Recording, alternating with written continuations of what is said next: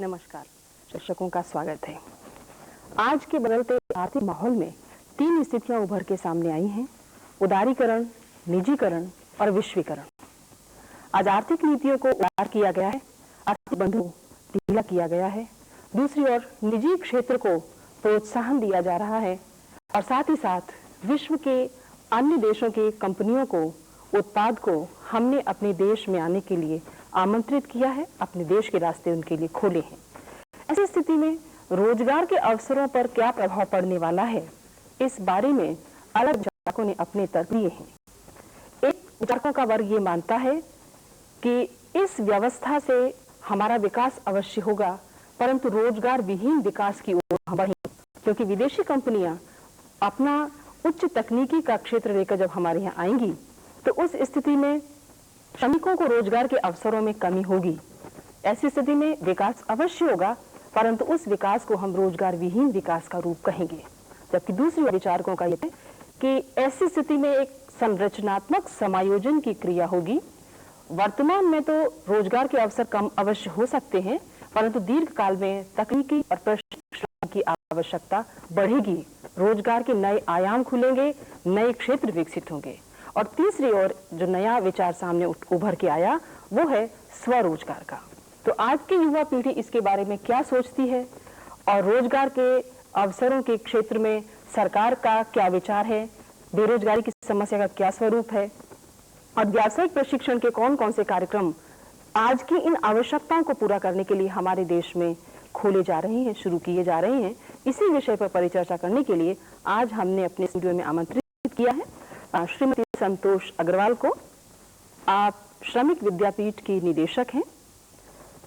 साथ ही साथ स्टूडियो में आज हमारे साथ उपस्थित हैं श्री सुरेश चंद्र शर्मा, आप रोजगार विभाग में सहायक निदेशक हैं। और युवा प्रतिनिधि के रूप में हमारे बीच आज हैं श्री अखिल शुक्ला जी। आप सभी का मैं स्टूडियो में स्वागत करती हूँ। संतोष जी, सबसे पहले तो हम आपसे ये जानकारी चाहेंगे कि जो बदलती हुई आर्थिक परिस्थिति जिसकी मैंने अभी आपके सामने चर्चा की, उस स्थिति में हमारी सरकार अपने युवाओं को, हमारे जो श्रम है, मानसिक हो या शारीरिक श्रम हो, उसको किस प्रकार के व्यावसायिक प्रशिक्षण कार्यक्रमों को देने के लिए विचार कर रही है? वर्तमान में सरकार ने बहुत सारी योजनाएं प्रारंभ की हुई है। उसमें तकनीकी प्रशिक्षण संस्थान, औद्योगिक प्रशिक्षण संस्थान, पॉलिटेक्निक कॉलेजेस और स्कूल में उद्योग प्रशिक्षण, इसके अतिरिक्त श्रमिक विद्यापीठ और अनेक प्रकार के तकनीकी प्रशिक्षण कार्यक्रम सरकार द्वारा चलाए जा रहे हैं। इसमें विशेष रूप से जिला ग्रामीण विकास अभिकरण ने ट्राइसम योजना, स्टाइप योजना, द्वाकरा योजना, जवाहरलाल नेहरू योजना, नेहरू रोजगार योजना और न जाने कई सारी प्रशिक्षण परियोजनाएं सरकार द्वारा संचालित है। संतोष जी, इन प्रशिक्षण योजनाओं में किस प्रकार के व्यावसायिक प्रशिक्षण कार्यक्रम संचालित कर रही हैं? इसमें मुख्य बात तो ये आती है कि श्रमिक की या उस युवा की आवश्यकता क्या है, उसकी रुचि किसमें है, और उसी तरह के हम लोग कार्यक्रम आयोजित करते हैं। और सरकार भी जो कार्यक्रम आयोजित करती है उसमें उसकी इच्छा और आवश्यकता को ज्यादा बल देती है। विभिन्न प्रकार के व्यावसायिक कार्यक्रम है, यथा टीवी मरम्मत का कार्यक्रम है, electrician, motor winding, house wiring, plumbing और computer training, designing work, carpentry work. मतलब कुल मिलाकर के जो आज के समय में आप व्यावसायिक प्रशिक्षण दे रहे हैं वो सब तकनीकी रूप से सभी तकनीकी प्रशिक्षण है। हाँ, पर उन तकनीकी प्रशिक्षण में कुछ कार्यक्रम ऐसे हैं जिनमें कि हमें कुछ मानसिक श्रम की भी आवश्यकता है। जैसे कंप्यूटर प्रशिक्षण है, उसमें कुल मिला के मानसिक श्रम पर यह तकनीक आधारित है। तो दोनों ही तरह की तकनीक की आवश्यकता है और असंख्य प्रकार के प्रशिक्षण कार्यक्रम है। ये जरूरत इस बात की है कि वह युवा या श्रमिक उन कार्यक्रमों को सीखने के, उस कौशल को प्राप्त करने के लिए प्रेरित रहे। मतलब हमारी सरकार अब इस ओर अधिक विचार कर रही है कि तकनीकी रूप से हमारे जो युवाओं को प्रशिक्षित करना बहुत जरूरी है। बहुत जरूरी है सर। जैसे कि शर्मा साहब, संतोष जी ने बताया कि इनके पास विभिन्न प्रकार के प्रशिक्षण कार्यक्रम हैं। इन प्रशिक्षण कार्यक्रमों में जो व्यक्ति प्रशिक्षण प्राप्त करता है उसको आप व्यावसायिक निर्णय के लिए किस प्रकार का उनको रोजगार लेना चाहिए, आप क्या निर्देशन देना चाहेंगे उन्हें? प्रशिक्षण प्राप्त युवक और युवतियां वो जैसे भी चाहें सरकारी क्षेत्र में या निजी क्षेत्र में सीधे नौकरी भी प्राप्त कर सकते हैं, उनकी योग्यता के अनुसार यदि उन्हें उपलब्ध होती हैं तो। और इसके अलावा यदि वो सीधी नौकरी प्राप्त करने में असमर्थ रहते हैं तो स्वरोजगार के क्षेत्र में किसी भी उद्योग धंधे को अपना सकते हैं। इसके लिए भारत सरकार, राजस्थान सरकार और स्थानीय स्तर पर कई संस्थाएं वित्तीय सहायता प्रदान कर रही हैं। केंद्र सरकार के माध्यम से प्रधानमंत्री रोजगार योजना के द्वारा आशार्थियों को, ऐसे युवक युवतियों को जिन्होंने अपनी 10वीं कक्षा पास कर ली है या फेल हो गए हैं या 8वीं कक्षा उत्तीर्ण करके ITI कर लिया है, 1 लाख रुपए तक की आर्थिक सहायता उनको बैंकों के माध्यम से ऋण उपलब्ध करवाए जा रहे हैं और इनके ऊपर सब्सिडी भी उनको दी जा रही है 7.5% तक या अधिकतम 15,000 रुपए तक की सब्सिडी उनको दी जा रही है। तो ऐसे में ये अपने किसी भी तरह के स्वरोजगार प्राप्त कर सकते हैं और अपना जीविकोपार्जन कर सकते हैं। मतलब जो लोग प्रशिक्षण प्राप्त करते हैं, सरकारी नौकरियां प्राप्त करने के अलावा यदि स्वरोजगार लगाना चाहते हैं तो सरकार सहायता स्वयं दे रही है या संस्थाओं के माध्यम से दिलवा रही है? सरकार दोनों ही प्रकार से दे रही है, संस्थाओं के माध्यम से भी दे रही है और सीधे भी दे रही है। ये जैसे अनुसूचित जाति विकास निगम है, इनके माध्यम से सीधी सहायता दे रही है, DRDA आदि के माध्यम से सीधी सहायता भी मिल रही है और बैंकों आदि के वित्तीय संस्थाओं के द्वारा इनडायरेक्ट रूप से भी आर्थिक सहायता। तो स्वरोजगार के अवसर बहुत खुल रहे हैं, स्वरोजगार के अवसर काफी खुल रहे हैं।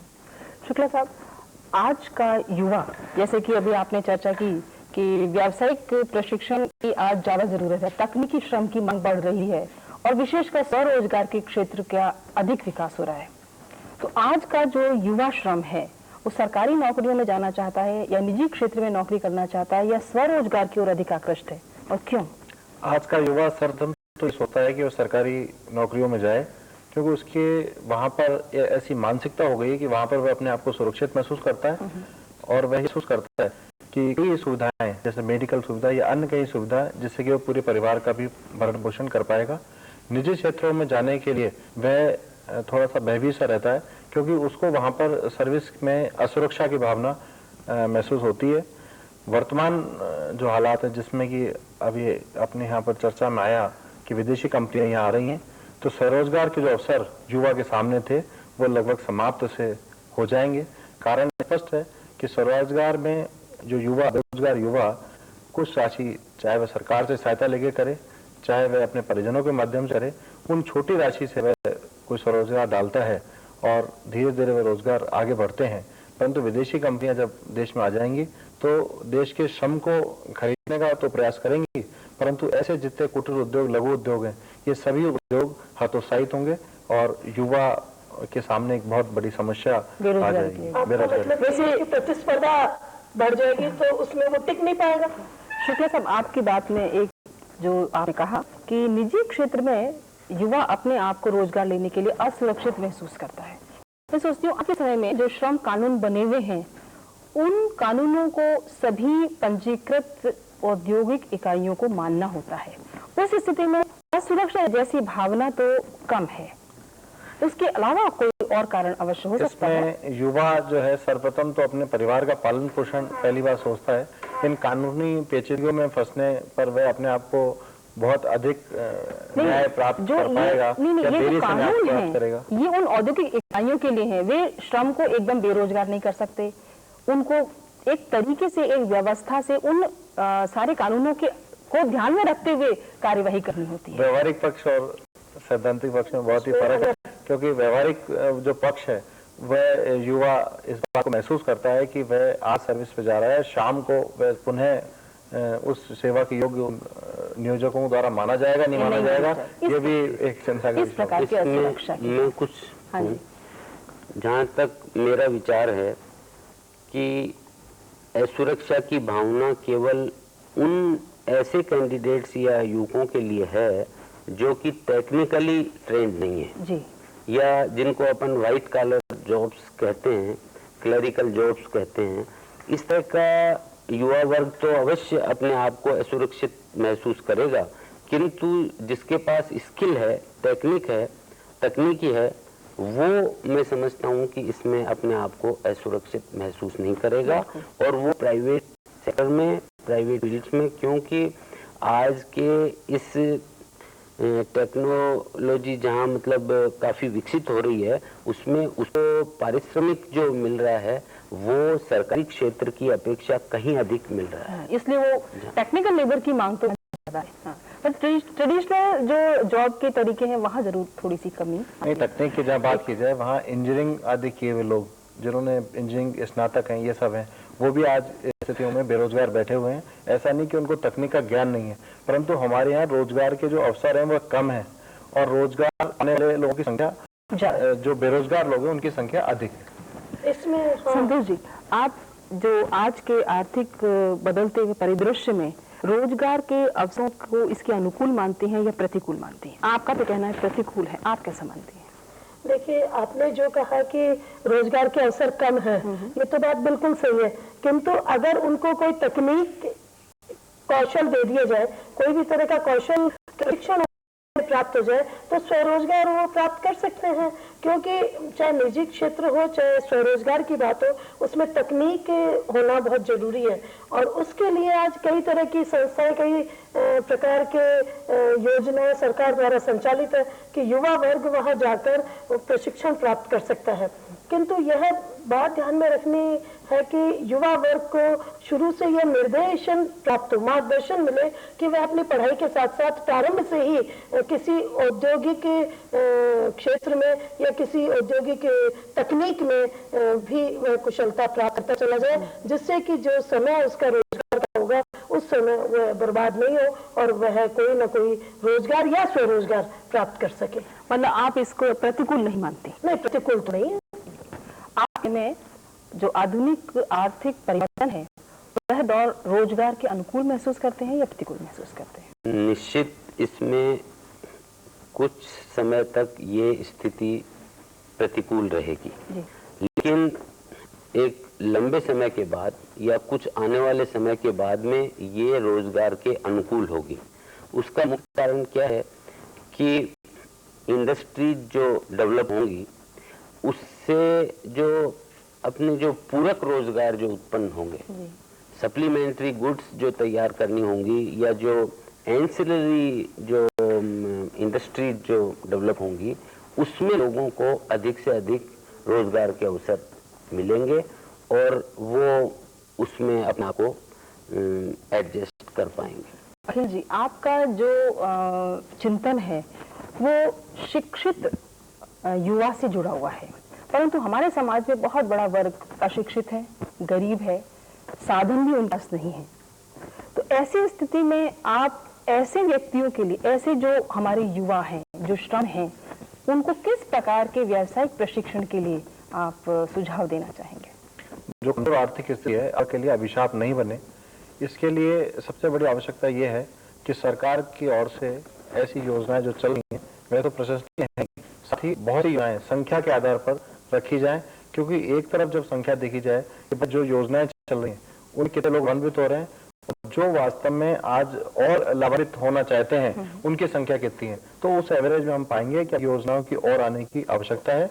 जो कमजोर आर्थिक स्थिति का व्यक्ति है वह व्यक्ति जैसे कमजोर के साथ में वो अप्रशिक्षित भी है और अशिक्षित भी है, वो ट्रेंड भी नहीं है, वो लिटरेट भी नहीं है।